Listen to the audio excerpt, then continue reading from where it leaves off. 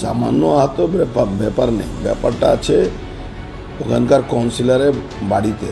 ওই বাড়িতে কাউন্সিলরই থাকে, ওরই বাড়ি কি মন্ডলওয়া আমরা জানতাম। এটা ক্রিমিনাল একটা, আপনি জানেন তৃণমূল কংগ্রেসের টিটাগড় কেন সারা বাংলায় কাউন্সিলর, পঞ্চায়েত মেম্বার, পঞ্চায়েত প্রধান এসব ক্রিমিনালরাই হয়। তো ওখানে ওর নোটোরিয়াস ক্রিমিনাল, অনেকবার এনডিপিএস খেয়েছে। আরমান মন্ডল কাউন্সিলর, ওখানে অনেকবার এনডিপিএসও খেয়েছে ও। তো সেই এখন ওখানে কাউন্সিলর, ওরই বাড়িতে বোমা মজুত করে রাখা ছিল। তো বিস্ফোরণ হয়েছে, ভয়ঙ্কর বিস্ফোরণ হয়েছে। একটা ছাদের বাড়িতে, 4তলা না 5তলা বাড়ি আছে, সেখানে বিস্ফোরণ হয়েছে, পুরো দেওয়াল ভেঙে পড়ে গেছে। আপনার মনে আছে ওই বহুবাজারে রশিদ খানের ডেরায় বোম বিস্ফোরণ হয়েছিল, 90 জন 95 জন মারা গেছিল। এটাকে আপনি ছোট ঘটনা ভাববেন না। আপনি দেখুন, যেরকম পাকিস্তানের সঙ্গে আমাদের যুদ্ধ, আমাদের টেররিস্টদেরকে আমরা মেরেছি, ভারতবর্ষ মেরেছি, আপনি সেম প্যাটার্নটা নিয়ে আসুন পশ্চিমবাংলায়। ওই টিটাগড়ে ওই বাড়ি থেকে ক্যান্টনমেন্ট এরিয়া কত দূর, যেখানে আর্মি, যেখানে এয়ারফোর্সের এরিয়া আছে, এখানে আর্মি ইন্টেলিজেন্সের দরকার আছে এই ইনভেস্টিগেশনে। কেন এটা আর্মি ক্যান্টনমেন্ট এরিয়া উপরে থ্রেট আমি মনে করি। কেন আনসারুল বাংলা যেভাবে পশ্চিমবাংলার উপরে চারোদিকে ছড়িয়ে গেছে, হাজার হাজার স্লিপার সেল ঢুকে গেছে, এই ছেলেটা, এই কাউন্সিলরটা এ স্লিপার সেলের কাজ করছে না, এটা একটা বড় তদন্তের ব্যাপার আছে।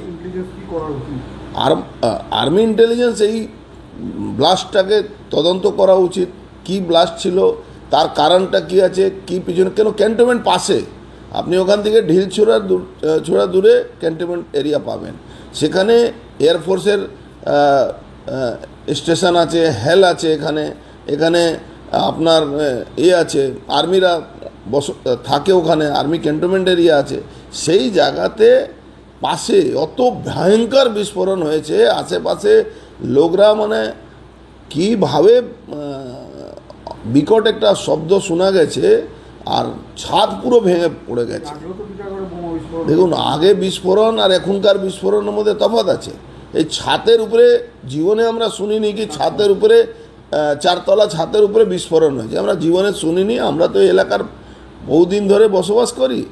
কিন্তু এই টিটাগড়ে যে কাউন্সিলরগুলো আছে, তারা যেভাবে মানে পাশে ক্যান্টনমেন্ট এরিয়া থাকার জন্যে, আমি মনে করছি কি এটা আর্মি ইন্টেলিজেন্স ইনভলভ হওয়া দরকার আছে, এখানে এয়ারফোর্সের ইন্টেলিজেন্স ইনভলভ হওয়া দরকার আছে, এখানে এনআইএ ইনভলভ হওয়া দরকার আছে। কেন এই অপরাধীটা, এই ক্রিমিনালটা, এর অনেক রকম যোগাযোগ বাংলাদেশের সঙ্গে আছে। কাউন্সিলর যে আরমান মন্ডল আছে, এর আনসারুল বাংলার স্লিপার সেল নেই, এর একটা তদন্ত হওয়া দরকার, সন্দেহ তালিকাতে রাখা উচিত। আনসারুল বাংলার স্লিপার সেল তো চারদিকে ছড়িয়ে পড়েছে, আর তাদের মেন টার্গেট কি হবে? তাদের মেন টার্গেট হবে army area, army base, air force base.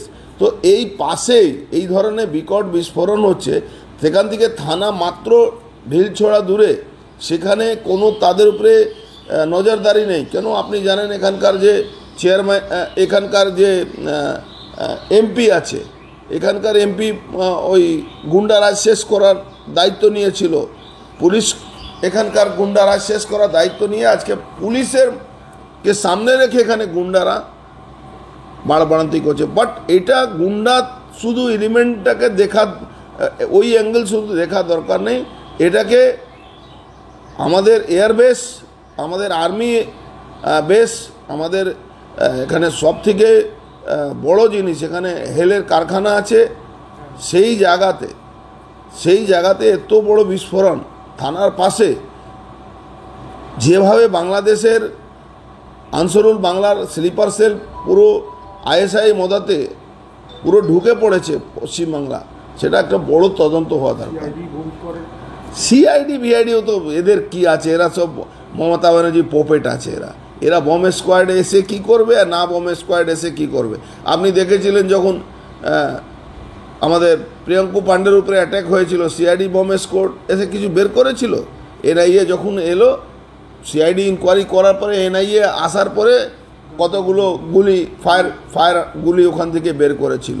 তো এদের পশ্চিমবাংলা সিআইডি মমতা ব্যানার্জি পপেট আছে এরা।